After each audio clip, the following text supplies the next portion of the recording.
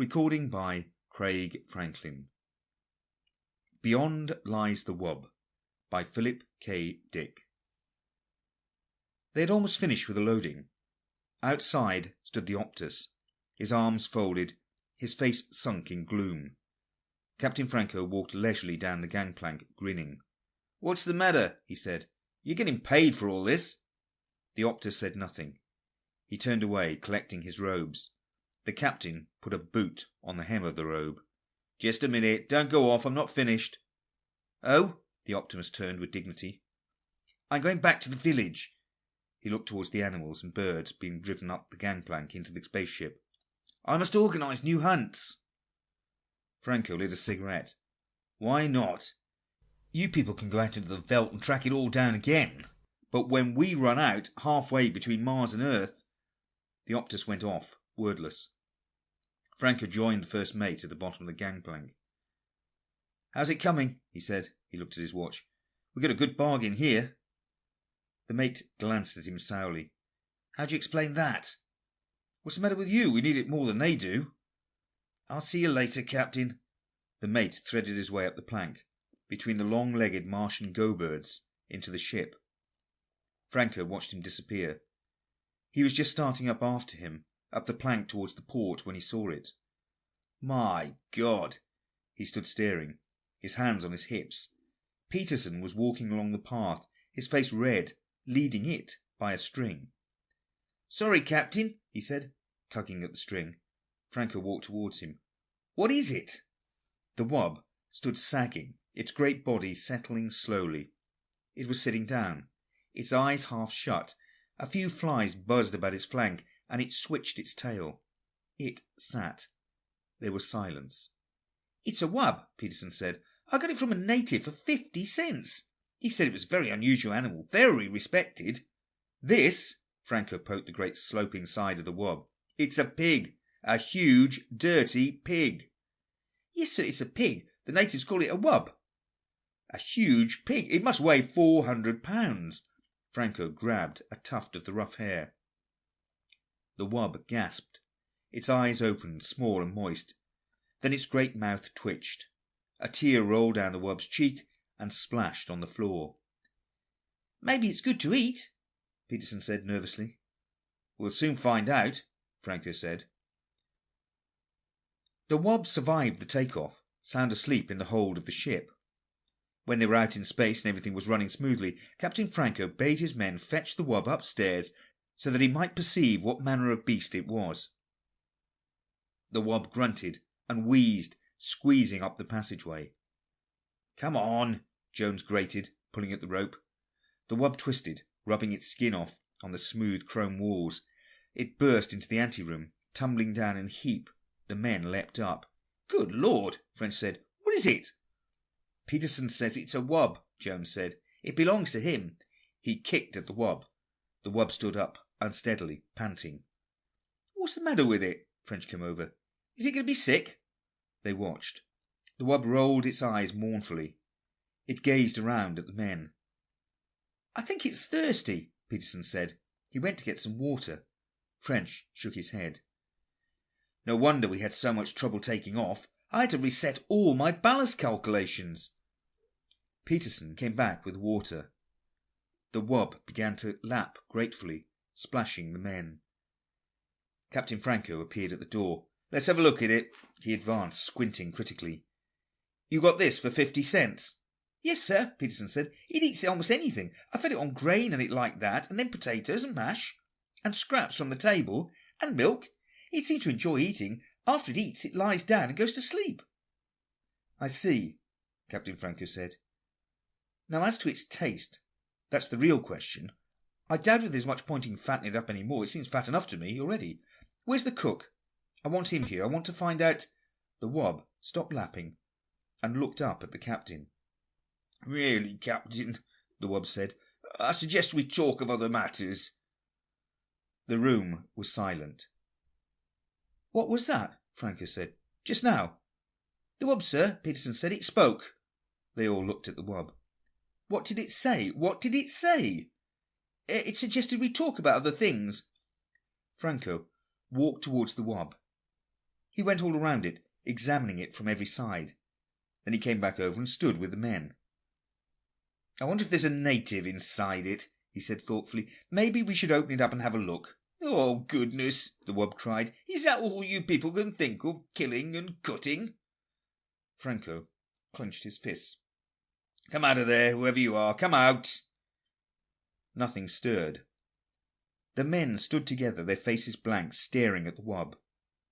The wub swished its tail. It belched slowly. "Oh, beg your pardon," the wub said. I don't think there's anyone in there," Jones said in a low voice. They all looked at each other. The cook came in. "You wanted me, Captain," he said. "What's this thing?"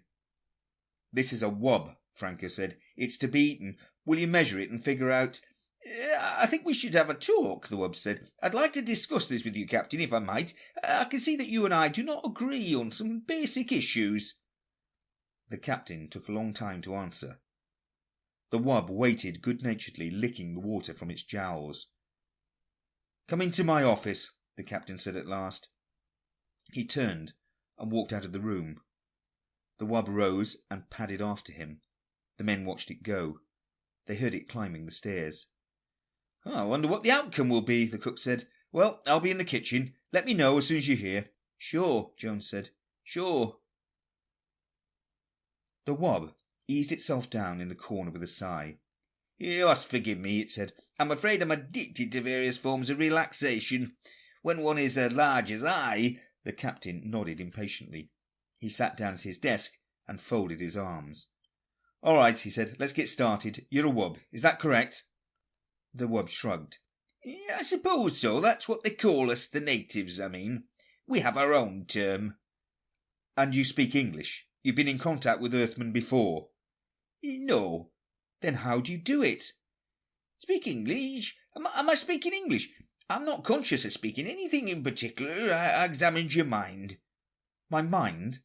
"I studied the contents, especially the semantic warehouse, as I refer to it." "I see," the captain said. "Telepathy, of course." "We're a very old race," the wub said. "Very old and very ponderous. It's difficult for us to move around. You can appreciate that anything so slow and heavy would be at the mercy of more agile forms of life. There was no use in our relying on physical defences. How could we win?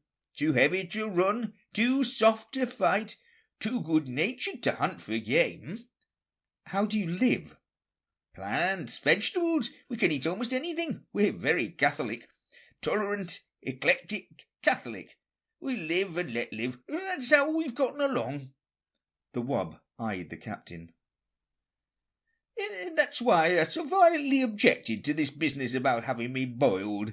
I can see the image in your mind. Most of me in the frozen food locker. Some of me in the kettle.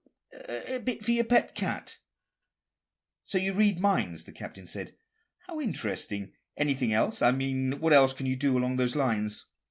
"A few odds and ends," the wub said absently, staring around the room. "A nice apartment you have here, Captain. You keep it quite neat. I respect life forms that are tidy. Some Martian birds are quite tidy. They throw things out of their nests and sweep them." "Indeed," the captain nodded. "But to get back to the problem—" "Oh, quite so. You spoke of dining on me. The taste, I'm told, is quite good, a little fatty but tender. But how could any lasting contact be established between your people and mine if you resort to such barbaric attitudes?" "Eat me? Rather, you should discuss questions with me. Philosophy, the arts." The captain stood up. "Philosophy. It might interest you to know that we will be hard put to find something to eat for the next month. An unfortunate spoilage." "I know," the wub nodded. "But wouldn't it be more in accord with your principles of democracy if we all drew straws, or something along that line? After all, democracy is to protect the minority from such infringements. Now, if each of us casts one vote—" The captain walked to the door. "Nuts to you," he said. He opened the door. He opened his mouth. He stood frozen, his mouth wide, his eyes staring, his fingers still on the knob. The wub watched him. Presently it padded out of the room, edging past the captain. It went down the hall, deep in meditation. The room was quiet. So you see, the wub said, we have a common myth. Your mind contains much familiar myths, symbols. Ishtar, Odysseus. Peterson sat silently, staring at the floor. He shifted in his chair. Go on, he said. Please go on. I find in your Odysseus a figure common to the mythology of most self-conscious races. As I interpret it, Odysseus wanders as an individual aware of himself as such. This is the idea of separation from family and country, the process of individuation. But Odysseus returns to his home. Peterson looked out of the port window at the stars, endless stars, burning intently in the empty universe. Finally he goes home. Or as most all creators, the moment of separation is a temporary period, a brief journey of the soul. It begins, it ends. The wanderer returns to land and race. The door opened. The wub stopped, turning its great head. Captain Franco came into the room. The men behind him. They hesitated at the door. "Are you all right?" French said. "Do you mean me?" Patterson said, surprised. "Why me?" Franco lowered his gun. "Come over here," he said to Peterson. "Get up and come here." There was silence. "Go ahead," the wub said. "It doesn't matter." Peterson stood up. "What for?" "It's an order." Peterson walked to the door. French caught his arm. "What's going on?" Peterson wrenched loose. "What's the matter with you?" Captain Franco moved towards the wub. The wub looked up from where it lay in the corner, pressed against the wall. "It's interesting," the wub said, "that you're obsessed with the idea of eating me. I wonder why." "Get up," Franco said. "If you wish." The wub rose, grunting. "Be patient. It is difficult for me." It stood, gasping, its tongue lolling foolishly. "Shoot it now," French said. "For God's sake!" Peterson exclaimed. Jones turned to him quickly, his eyes grey with fear. "You didn't see him, like a statue, standing there, his mouth open.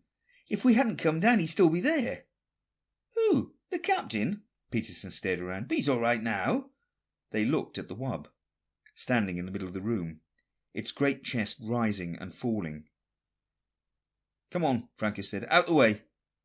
The men pulled aside towards the door. "You're quite afraid, aren't you?" the wub said. "Have I done anything to you? I'm against the idea of hurting. All I've done is try to protect myself. Can you expect me to rush eagerly to my death? I'm a sensible being like yourself. I was curious to see your ship, learn about you.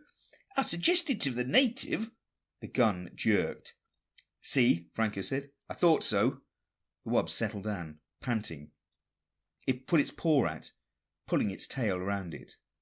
"It's very warm," the wub said. "I understand that we're close to the jets, atomic power. You have done many wonderful things with it.